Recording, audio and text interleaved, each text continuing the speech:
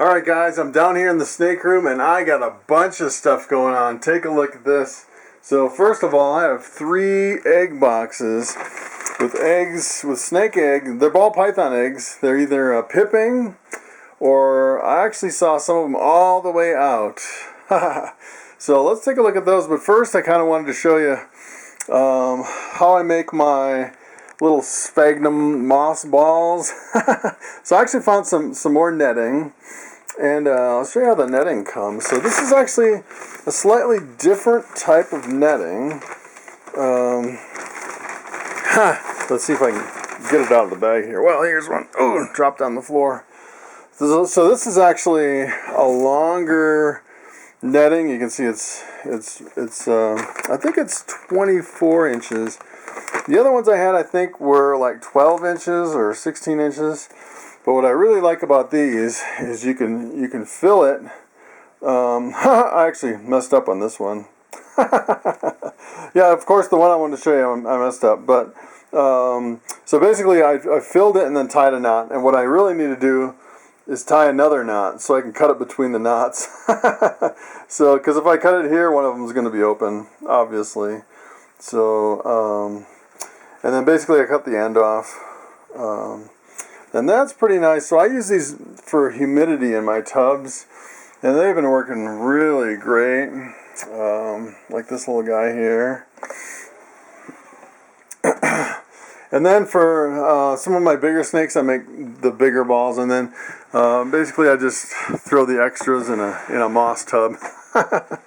So that's basically how I make my moss. And basically what I do is I just buy the blocks of sphagnum moss, and I just soak it really well. And then when I make a ball, I basically just squeeze out the extra water, and then put it in that netting, and then tie it, and it works really well.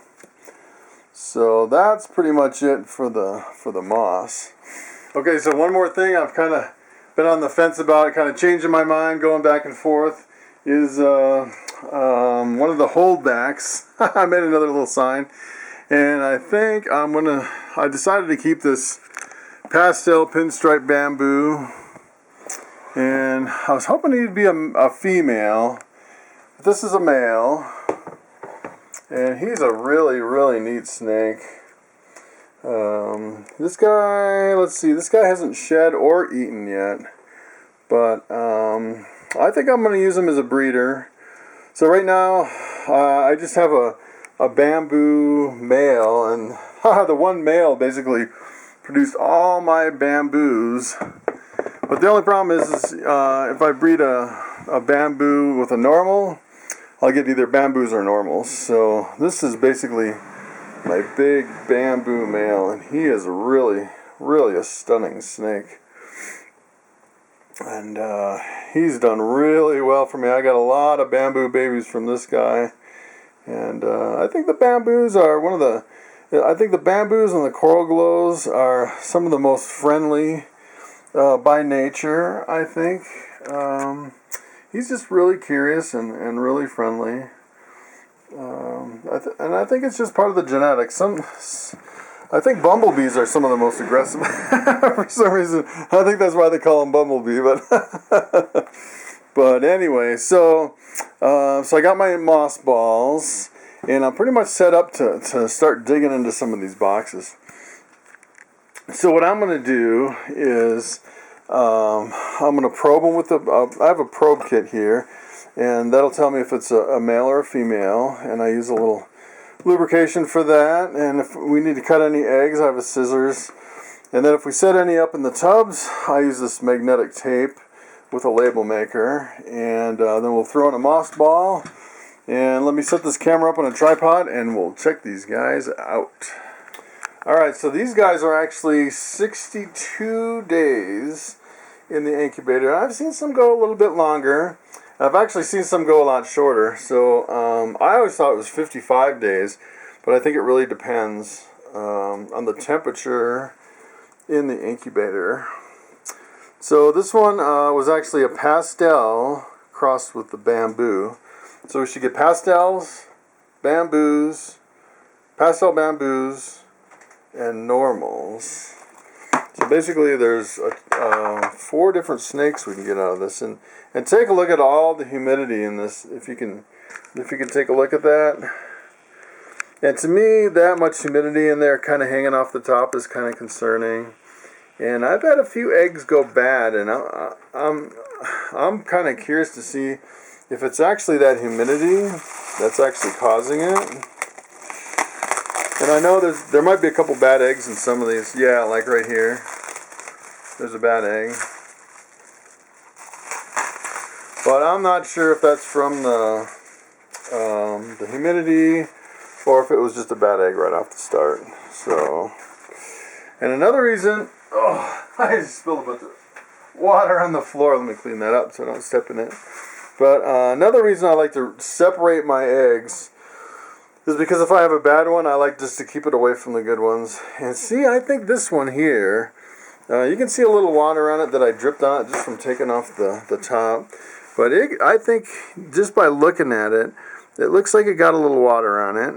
And this one too, this one kind of puddled in there. I wouldn't think this would be a good one. So, I don't even know if I want to cut this one open to see.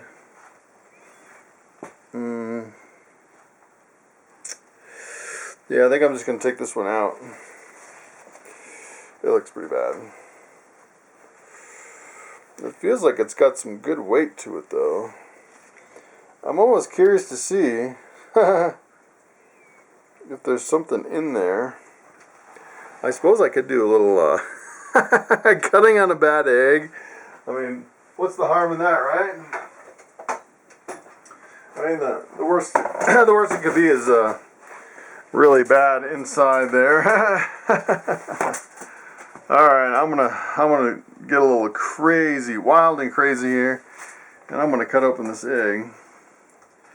There's no way there's a good snake in here. But I'm curious before I just go and throw it away.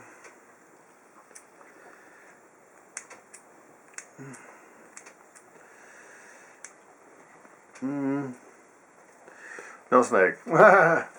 It's all white in there. It almost looks like one big mushroom. Okay.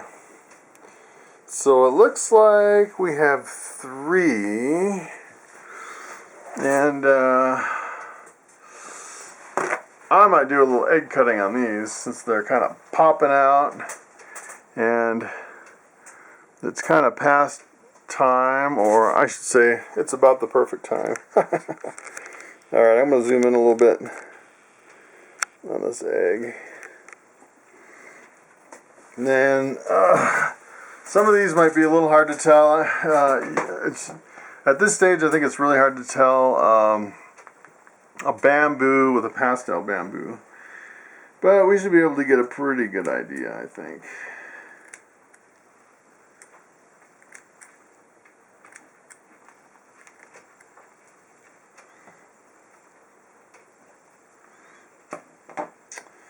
So this one is definitely a bamboo combo.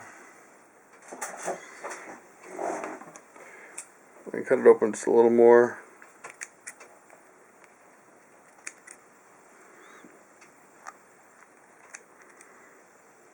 There it goes.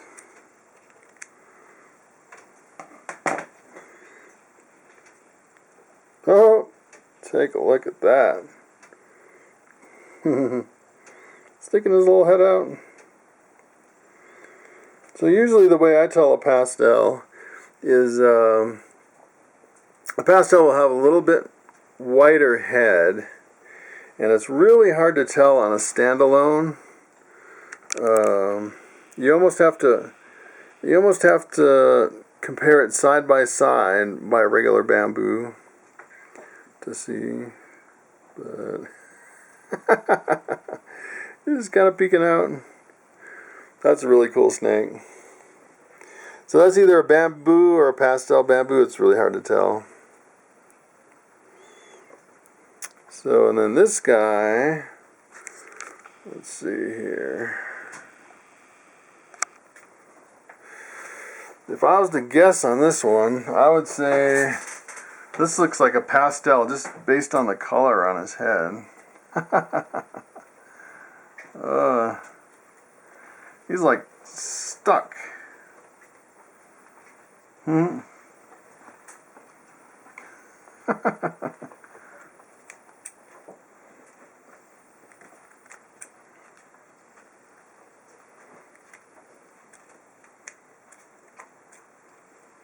Ooh, wow. He's a really pretty bamboo. I mean, bamboo. He's a pastel. And at this point, I don't really like them to come out of the egg. I like to keep them in the egg until they come out on their own. Because a lot of times they have the yolk still stuck to the umbilical cord, and I like to keep them in there until they absorb all the yolk. But I really like the pastels. If you're looking for a really nice beginner snake, something that's fairly inexpensive, something that's really bright, pastel is kind of the way to go, because you can pick up pastels really cheap. And I have some really nice pastel female breeders that do really well. And it seems like to me that the pastels eat rodents more readily than a lot of my other snakes. But that's a really nice bright pastel. I really like that one. So it looks like we have a pastel. Oh, the bamboo's kind of peeking out a little. If you can take a look at the bamboo. That, to me, I can almost see the top of his head. I would almost say that's a pastel bamboo, just based on the color of his head. And then we have one more here that, since it's 62 days, I'm just going to cut a little slot here, and just kind of peek in, see what we can see.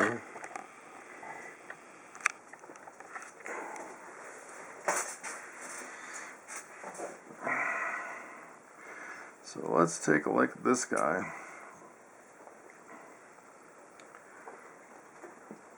This still has a lot of liquid in it, so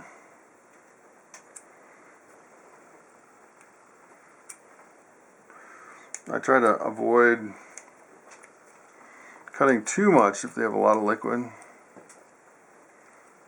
Ooh,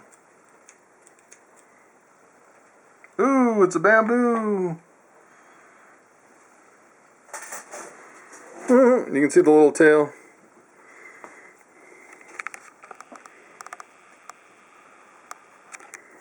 That's pretty neat. Yeah, at this point you really can't tell if it's a pastel bamboo or just a straight bamboo. So these guys, I'm definitely going to put them back in the incubator and let them come out on their own. Okay, so this box was actually the other box from that same clutch, so it should be basically the same odds. And we'll take a look at what we have going on in here. Ooh, wow! Look at that. They are out. All of them. It looks like there was 3 in here.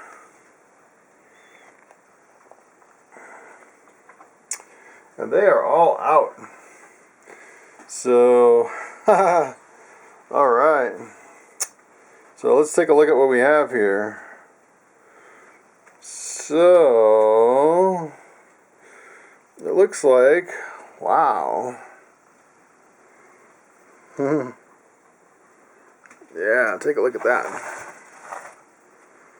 Let me move this lid. And all this stuff here.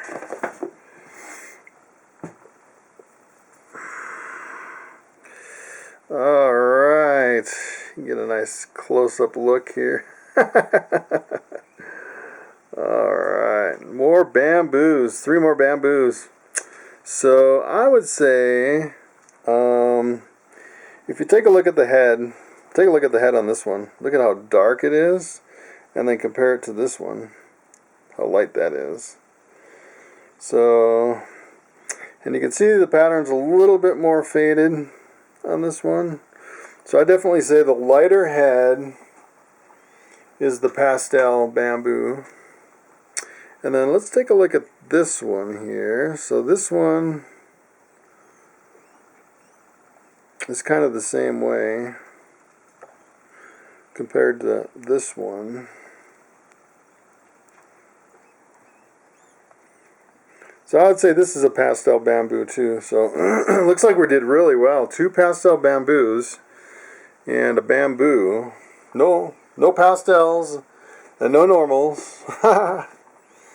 So what I'm going to do here is I am going to figure out the males and the females in this clutch. So let me just grab one. I'll grab the bamboo first, and I'll see if it's a male or a female. Okay, I guess I've never really showed you guys this, but this is kind of how I wash off my ball pythons, is I just kind of splash a little water on them to get the vermiculite off. So I don't really totally submerge them, and then there's kind of some stuck in the folds here. And then usually once I start rinsing them off, they kind of start running. That's basically how I rinse them off. And boy, this guy is a stunner. Once you rinse them off, I think it really helps to hydrate them too, especially before their first shed. Kind of really soaks into the snake. So let me figure out if this is a male or a female. Alright, I'm not sure if I showed you this either. Maybe in a video a long time ago. But basically I just stick the probe up in the little pocket of the tail. And sometimes it takes a long time. That's why I don't do it on camera. And it depends on how relaxed the snake is. And kind of what position you can get them in. And it really can be tricky because the snake really has to relax in order to do it. And this one you can see it goes a little bit and then it stops. And this is definitely a female. And I've seen males go in probably that far, if you can see, and then the female is maybe that far. I don't know if you can see that very good, but it takes a little practice, because sometimes you'll get some snakes that the probe kind of goes halfway between a male and a female.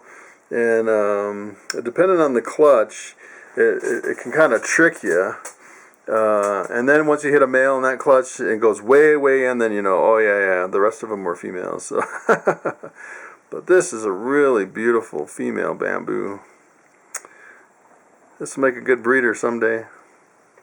Or a pet. Okay, so basically how I set up these tubs is I'll just put the snake in there. Put a little moss ball, and then I'll put a little water in their dish, and that's basically it. And then what I'll do, I got some old tubs here that I'm kind of working on, but so I'll just basically put it right in, and then I'll label it. Okay, then what I do is I have everything in Excel on my computer. So this is actually the bamboo male with the pastel female number 1. So it's actually clutch number 10. So I'll show you how I set up the labels. So this is basically how I set up the label over here. It's 18 for 2018, C10 for clutch 10, F for female, and bamboo. And she is right here. I always find it interesting how they like to get up on that moss ball, and I like to try to push them flat a little bit to kind of flatten them out so they're not like stuck against the top, but they really like to get on that moss ball for the humidity. Okay, so this one was a bit tricky because I put the probe in and it didn't go that far in. And then all of a sudden, he relaxed, and it went way in. So in order to do the probe right, you have to have, the snake has to really relax, because otherwise, if he tightens up, that's the hard part about doing the probe, is when you're kind of messing with the tail, he's kind of trying to move, and he's tightening up, and you really have to kind of wait till he's at a point where he relaxes to get that probe to go in as far as it'll go. But this is definitely a male. He's a fast little guy too. And it's a pastel bamboo male. He's a really good looking snake. Okay, so this guy is also a pastel bamboo male. He's a really good looking snake too.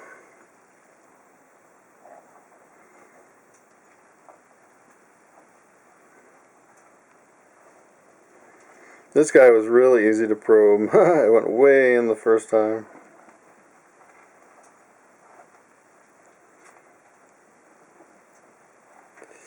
He's really neat. Alright, so that was it for that box. And this box is really interesting here. So this is actually my het caramel female. She looks like a normal, but she's heterozygous for caramel albino. And I crossed her with my scaleless head. So we'll get either scaleless head looking normals or non-scaleless head looking normals. And all of them will be 50% heterozygous for caramel albino. And the really interesting thing about this is the hatch date is the 26th of July. That's actually the 55th day. And today is actually the 54th day. It's actually the 25th of July. And I saw some peeking out, which is, this is the earliest clutch I've ever seen, I think, out of all my eggs. And it was kind of on the bottom. Wow, some of them, wow. I did not expect them to be out. Oh, I just saw a little head kind of peeking out. So in this clutch, they're all going to look normal.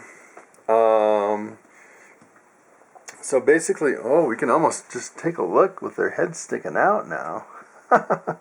I'd say this is a scaleless head. This is not. This is a scaleless head. So it looks like we have some still in the egg, and there's two scaleless heads there. And the two that are out, I would say probably not scaleless heads. So the interesting thing in this clutch is the babies are going to be worth either a lot or almost nothing at all. So the scaleless head's still pretty hot. I'm not sure how many hundreds of dollars you can get for a scaleless head, but just a regular normal 50% caramel albino, you're probably lucky to get, I don't know, $40. So it's kind of interesting. Not that I'm really shooting for the price. What I'm really shooting for, personally, let's see, this, I think this was done too. I basically want one of these scaleless heads to be a male, because I want to cross it back to the female and shoot for a scaleless head caramel albino. So if both these are males, I'll probably hold them both back. Since it's 50%, I got a 50-50 odds, and if I hold them both back, maybe it's 100%. And I actually have two caramel albino females, so I could breed one to one female, and well, they're het caramel albino. They both look normal, but basically I could breed one to one, and then the other to the other, and kind of see what we have here. So on these, there's these are normal looking snakes, and you can actually, he's got some kind of, he's a really cool snake though still. I think these normals, they're still pretty neat. These are like the ideal pet snake. If you go to a pet show and you're looking for the cheapest of the cheap ball python, something just to have fun with and to play with, and something for your kids, and something really inexpensive, this is it right here. This is about as cheap as you can get. And 50% caramel albino is kind of cool. I'd say it probably would sell about the same as a normal. And some of these scaleless heads will kind of trick you. So sometimes a scaleless head will have a head with all scales, believe it or not. So, so if you find someone breeding scaleless heads and they don't really know what they're doing, sometimes you can pick up a screaming deal on a scaleless head. They don't even know it's a scaleless head. And here's the little trick to kind of tell if it's a scaleless head or not. And it's actually on the scale, the last scale, right on the vent, right where they go to the bathroom. And the last scale, you can see, I don't know if you can see on this one, but there's the vent right there. And the last scale is a solid scale. So if that scale is actually split into two scales, then it's a scaleless head. It's kind of a trick that I'm not sure a whole lot of people know about it. So if you're going to a show and someone's breeding scaleless heads, you might want to just kind of look through their normals or their other snakes to kind of see. So this one definitely does not have the split vent. And these other guys are kind of in the shell. I think I'm just going to kind of leave them in there. But you know what I can do? I can show you my my scaleless head, if I can find it.